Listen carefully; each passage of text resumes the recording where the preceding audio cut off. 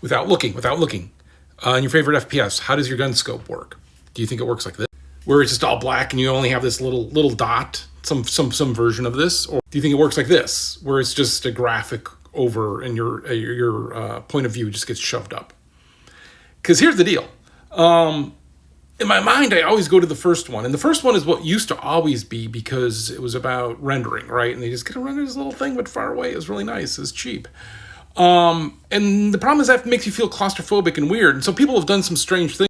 Like we get this one from Delta Force, where you get the tiny point of view, but you also get the rest of the world. So most really are like this, where the field of view or your distance view matches in both.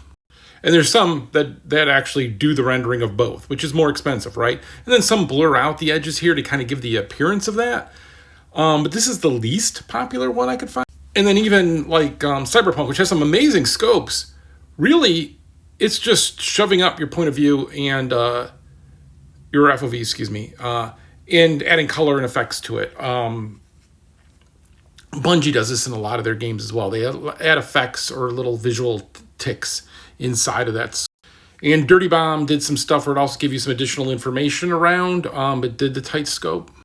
Now, in reality, most games do a mix, depending on your weapon. So if you're doing a super far scope, they'll do the thing where it just gives you the little one view. And if you're doing something more like an assault rifle or something, they'll give you really, it's just a graphic, and then they move up the camera.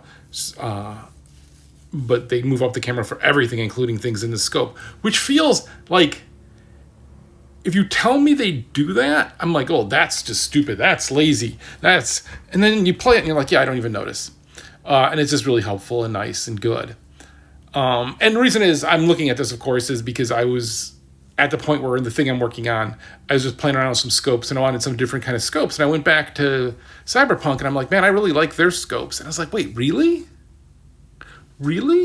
It was like, yeah, it's just the FOV's colored. And then they have cooler, like more TV looking ones. It looks like it's projecting it. But you look at the TV little screen on your scope that is being projected, and then you look outside of it and you'll see it's the same thing. I mean, there's variations, of course. They have some that are, but my favorites really are the ones that just take your FOV and push it forward for the entire camera. And I was kind of surprised by that, because that's how mine worked. And I'm like, this feels cheesy. It's one of those things in game development that you kind of just put in the back of your head, you don't think that much about. And then all of a sudden you analyze it and you go really deep into it and you're like, oh, well. You're like, oh, really? Because this feels bad. This feels like cheating. And then what I actually did was I just took a Battlefield scope. I took a couple Battlefield scopes and I just put them in my game, right? I reproduced them essentially. And I was like, yeah, that feels just like that. That feels good. I like that. Now, occasionally somebody will do something where it plays a little bit with putting something in the foreground to make you think that there's more 3D that's happening in the world than it is or something. But really, it really is just the mono view of where they take everything else away. FOV just being pushed up for everybody. FOV being pushed up for the scope and everything else being blurred out. FOV being pushed up for the scope and not pushed up for the world. And that one is super rare. Yeah. What else would you like to see in a scope? What would be the crazy cool thing in a scope? Because in a way, like if you play something like that has drones, that drone becomes your scope sometimes in some games, right? But that's a little different. But like, what would you want to see? Because then that took me down that path, and a lot of times my wife comes in when I'm working from home, and she asks, "Are you working? Are you playing?" And I'm like, "Oh, I'm researching. I gotta play every FPS ever now to check the scopes."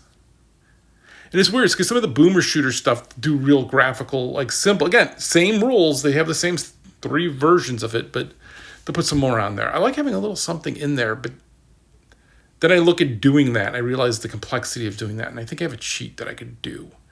Because you could just overlay like a screen widget over the graphic and give the appearance that that's happening on the scope itself, which might be neat. I don't know. This is sometimes why, especially like solo making this prototype, it feels like I got nothing done. While I try to get something done every single day. Some days it literally is just I prototype like 50 different scopes.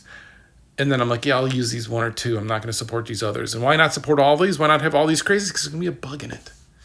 And I'm going to have to go back and go like, what the fuck was I thinking here? This is some crazy idea you had here, Chet.